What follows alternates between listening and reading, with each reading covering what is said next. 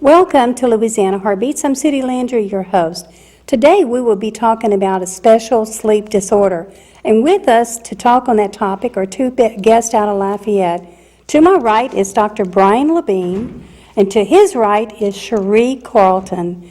And if you'll stay tuned, you're going to learn a lot about possibly something that you can help yourself with or help somebody else by giving them this information. Welcome to the show, Dr. Byron Lebean. Thank you.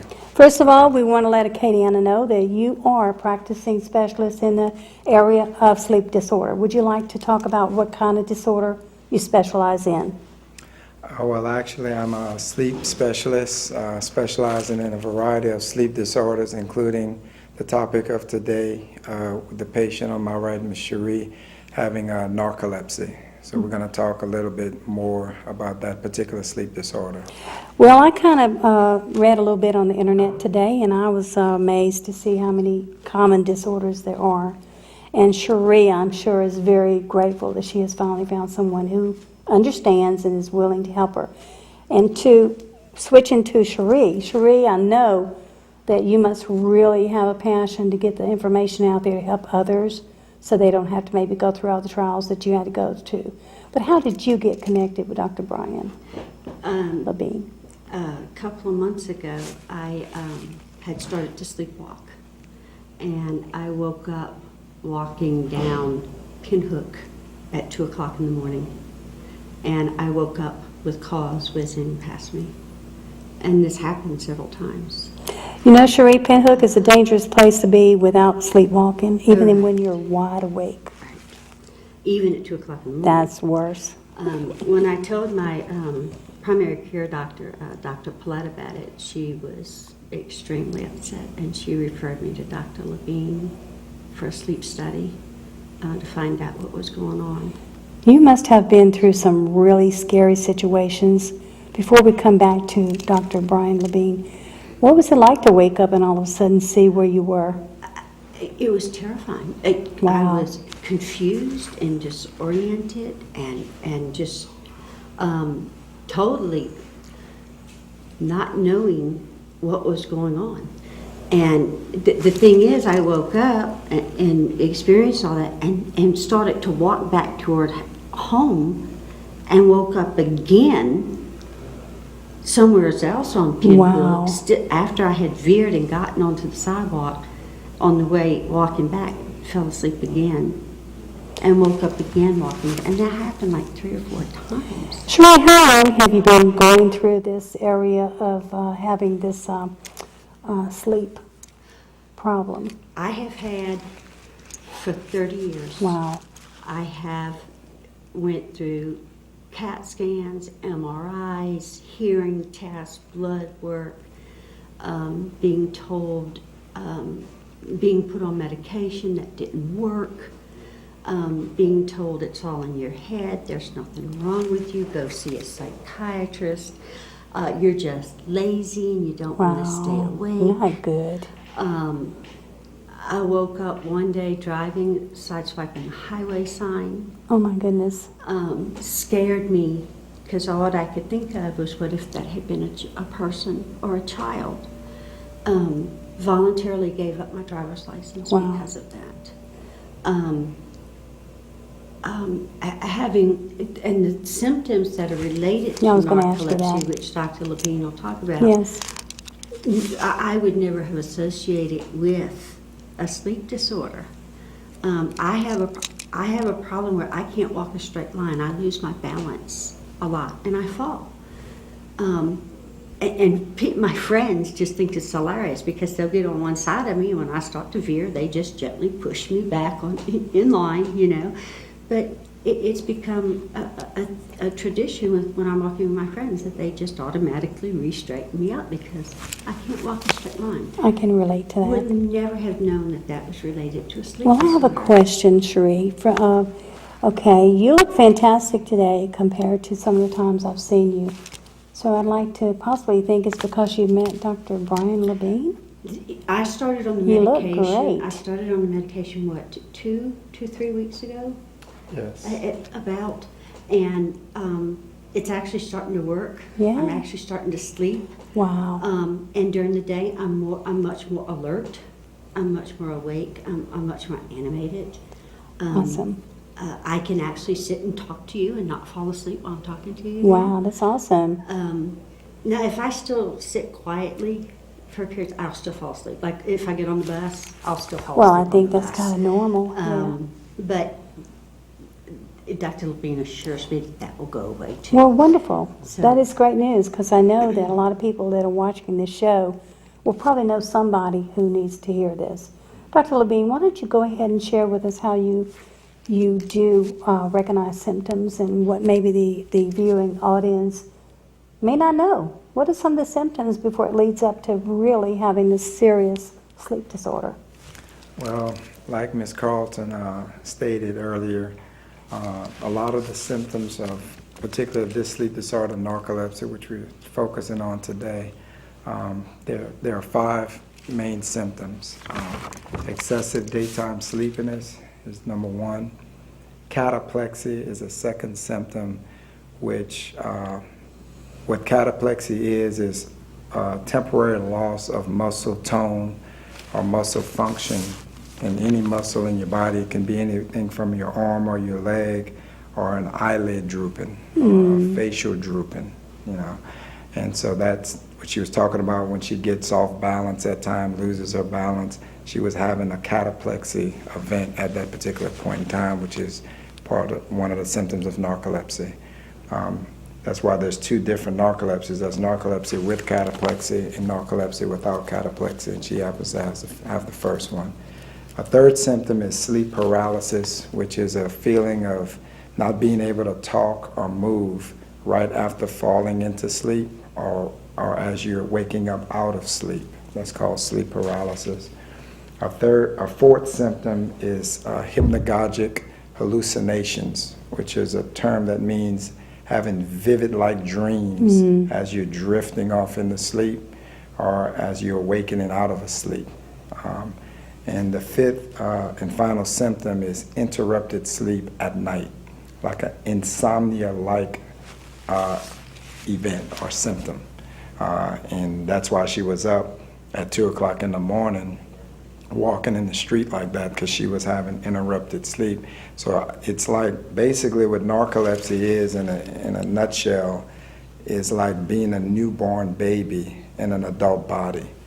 Because as we all know, when babies are newborn, they sleep all day and they stay awake during the night. And that's basically what narcolepsy is. It's an abnormal sleep-wake cycle. And so these patients are very sleepy during the daytime hours, yet cannot really sleep well at night, have a lot of interrupted sleep at night. Well, recently I have a sister that moved in with me, and I'm not the same person because I find myself watching her. And what she has is real. And it's like getting to know a sister I did not know. Since we're in the same room in an efficiency apartment, naturally, you know, I can see her get up, I hear her get up, I watch her. And so she had told me one day, she says, "Sis, don't judge me." I said, "No, I don't know you. I'm trying to get to know you. We haven't had the pleasure of living together ever from childhood on, and now she's come with a lot of health issues, and I'm not sure what's real, what's not real." I mean, I hear her dreaming, I hear her talking, I hear her yelling, I see her getting up. She's on medication. She's getting all her records transferred from where she's from, Shreveport, Louisiana, to here. And yet she's still going to have to find some new doctors. And so whenever I got to read about these sleep disorders, I told her who I was having on the show today. And she said she looks forward to seeing the video, which is great, Cheri, because I see now everything you're talking about. I think it's I asked her interesting. which one she had, and she didn't name not one of these. You know what I'm saying? She didn't know for sure. When Dr. Lebean was talking about the dreaming, Yeah. the vivid dreaming, quite often I would wake up and not be sure whether what I had experienced during that time was a dream or if it had been real. Right. And that it was always very difficult to distinguish. And another thing that I did a lot of was shout in my sleep. Yeah. And I would actually wake myself up shouting, or I cried and laughed. in my Right, sleep, right. I'm hearing all of that. You know, I and haven't it's- told her. She's going to know when she watches the show that that's exactly what I've been hearing. So I know it's real. It's not make-believe, No, you know? it's not make-believe. It is serious. A lot of these sleep disorders, as a sleep specialist, what I've realized, a lot of the sleep disorders in a person can coexist in one person. Wow. So it's not uncommon to just, have multiple sleep disorders in one individual. It's actually more of a rarity to just have one sleep disorder in one individual. So a lot of the times I find like a patient may have obstructive sleep apnea and narcolepsy, or narcolepsy, like in Miss Cheri's case, she has narcolepsy with cataplexy, but she also has that sleepwalking sleep disorder, which is known as a parasomnia. So parasomnia is another class of sleep disorders where patients may walk in their sleep, talk in their sleep. I've cooked. What? Eating disorder, That I've seen, eat in yeah. their sleep, go down the stairs, go into the kitchen, go into the refrigerator, eat something, and while being asleep the whole time. Yes. That's a parasomnia. I also have restless leg syndrome. Restless leg syndrome is another. Periodically movement disorder. I want to bring up something, and I'd love for you to go into details with this. I have always been a light sleeper. My sister and I come from a very abusive background as a child, and we were the jolly, happy clowns, that everybody thinks everything was just so perfect, when actually we were the ones that would bring and encourage people with laughter. So a lot of times when we're sick, we don't let you know we're really sick. We're trying to cheer you up. That's usually what happens. Now that we're older, and like for her example, she was so energetic, so happy all the time, and now she's apologizing for everything that she does because she's double checking herself and she's not wanting to be judged. And so I said all that to say this: when does it warrant? I'm a light sleeper. I see all this, I hear all this, and it's starting to affect me a little bit because I'm watching her. But I'm understanding her now. I'm starting to sleep a little bit better, knowing that she's going to be okay because she is getting some care. I said that to say this, Dr. Lebean. When does light sleep problems like I have turn into something like this? When does it need attention?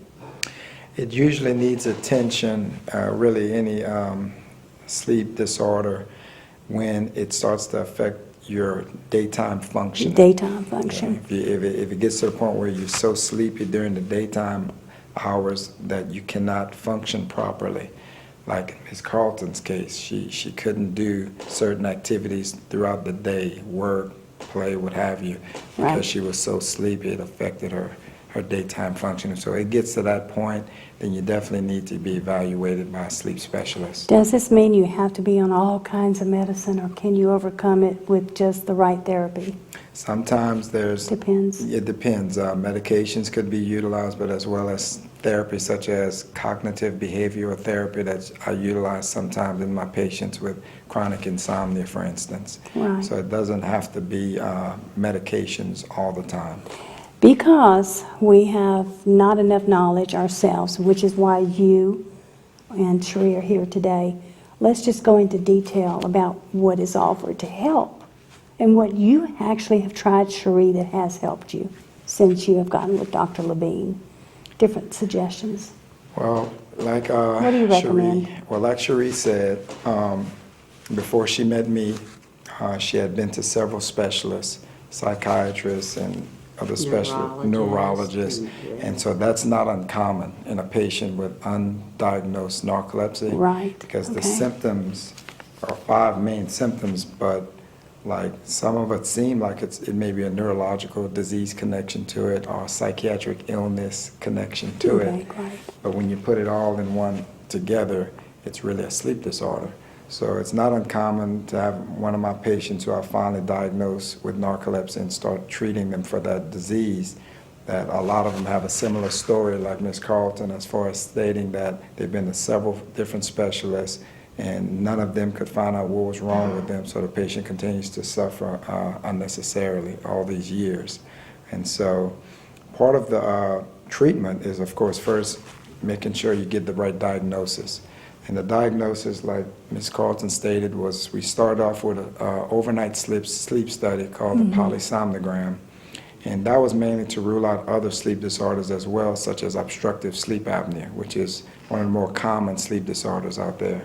And then once that was done, and it was determined that she did not have that, then I moved on to the next cause, a bigger cause. One of the more common causes of excessive daytime sleepiness being narcolepsy. Plus, I had questioned her earlier before the test was even done on those other symptoms, and like cataplexy, sleep paralysis, hypnagogic hallucinations, and she had basically all of the symptoms.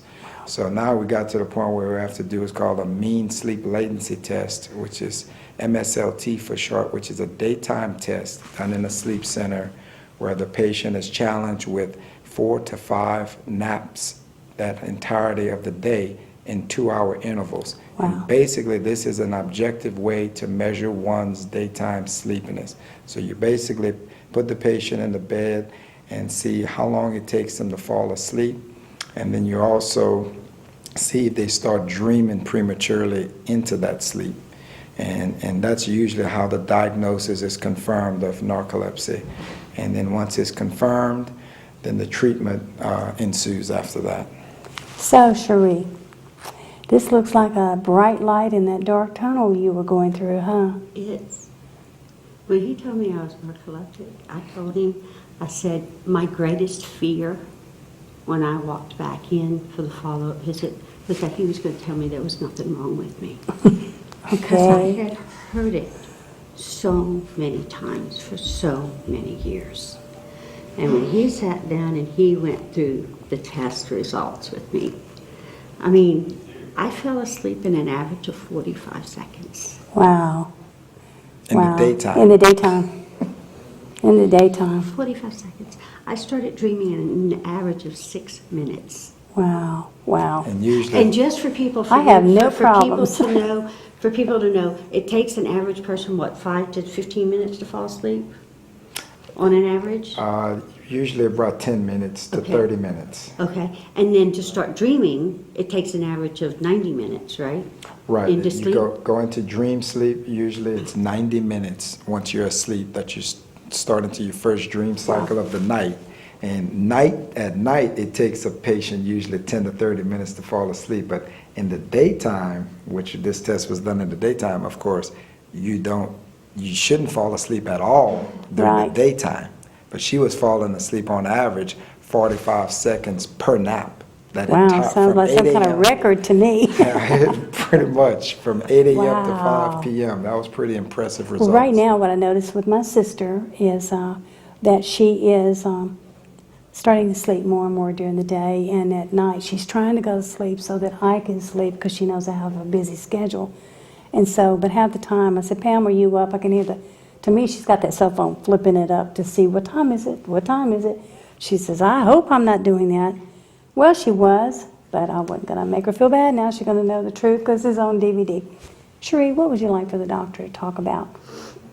I would like you to go into why you went into the sleep study.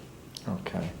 Well, yeah, it's a good question. I'm doing double tagging him today. Yeah, I was internal medicine. I started out as, studying internal medicine when I first finished medical school, and I did my residency in internal medicine, and I was practicing that in private practice here in Lafayette from 1997 until now. I still do internal medicine, but I started getting interested in sleep medicine because there was a connection with internal medicine and sleep medicine that I was originally unaware of. But a lot of patients who suffer with hypertension, diabetes, who's had strokes, heart disease, congestive heart failure, arrhythmias, a lot of those patients also had an underlying sleep disorder called obstructive sleep apnea. And at the time, and this was 1999, 1998, it was not a whole lot known about sleep medicine in general, these sleep disorders in general. So when I made the connection that obstructive sleep apnea, undiagnosed and untreated, was worsening a lot of these other illnesses in internal medicine, then I saw that I needed to take a more active role in learning about this particular sleep disorder at the time and learning how to identify it, diagnose it, and treat it, which I started doing. And then from there, it just developed into an interest in the entirety of the sleep medicine field, which included disorders such as narcolepsy. But what you notice, I'm going to break in on you because I really want to get this clear out there, was what you noticed was when the sleep disorder was treated, what happened to the medical conditions? All the medical conditions got remarkably better. Wow. When sleep apnea was identified and treated, the blood pressure, the blood sugar, the cholesterol, all remarkably improved. And even a disorder like narcolepsy, when a patient is sleeping normally, then they function normally during the daytime. If they do suffer with other illnesses like hypertension or diabetes, those illnesses will get remarkably better because you're now treating that underlying sleep disorder. So sleep is very important to the human being as well as food and water. Yes, I knew. Which I want to say, since I started the medication, since I've started to sleep, my blood sugar levels are less than half of what they had been. My blood sugar levels were averaging 400 to 600s. Wow. Now it hasn't gone over 280 in 2 weeks.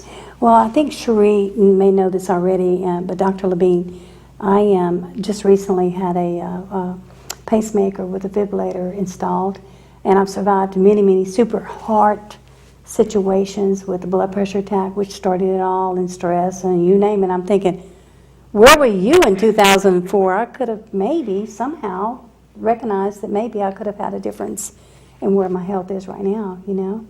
But I truly, at this particular point in time, when you're going through all that, I'm thinking, oh, I just am a light sleeper. But you know what? There's a whole lot of what you just mentioned that I was going through up until this point now where I'm operating with a pacemaker and faith mostly, but miracles do happen. But I'm thinking, wow, people like me could, you know, possibly, you know, take a different turn in their future if they'll take better care of themselves, if they're aware.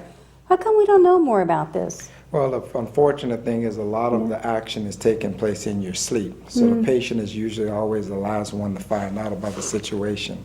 But also you need to pay attention to your daytime functioning as far as your ability to function during the daytime. If you're sleepy during the daytime, falling asleep, or drowsy easily, or just fatigued, there's other diseases out there that can cause those symptoms, particularly fatigue. But let's not forget about sleep disorders. And if you've been on medication for sleep and they haven't worked, they tried me on everything, Lunesta, Ambien. Remeron, Ambien, all of them. None of it worked. Yeah, so if you ever go into your doctor's office and because you can't sleep, quote unquote, and he puts you on a sleeping pill and it doesn't work, which it really should if it's insomnia, then that means it's probably something other than insomnia that needs to be addressed in a sleep center by a sleep specialist. There you go. You may That's have great. narcolepsy, you may have obstructive sleep apnea, etc. Sounds like you know what you're talking about, doctor, and it sounds like you've been there, so you know he knows what he's talking about. Well, I just want to let Acadiana know that if they would be interested in getting more information, they can check out the emails at the bottom of your name and also Cheri's name, and you'll be glad to give them more information, or whoever answers the phone. Anybody who has symptoms, and if they want to contact me about it, email me. That's it. I will answer your email. Because I know what it's like. I know what it's like to go all the years with the symptoms and be told I'm crazy or I'm lazy. I'm all these. So. Okay. Well, you know what? This has been fantastic. We probably will need to do more shows, which I don't normally say that. I just stole the line of my next host. But it's true. I think an education on this would be great. So we're coming to the end of the show. And I want to thank everybody for watching Louisiana Heartbeats. And that today the guest was Dr. Lebean and Cheri, Brian Lebean out of Lafayette, Louisiana, and Cheri, who is also using his services. So tune in every Tuesday night on Channel 16. It just might be you, Dr. Lebean, or even Cheri that we're showcasing. We see you next week.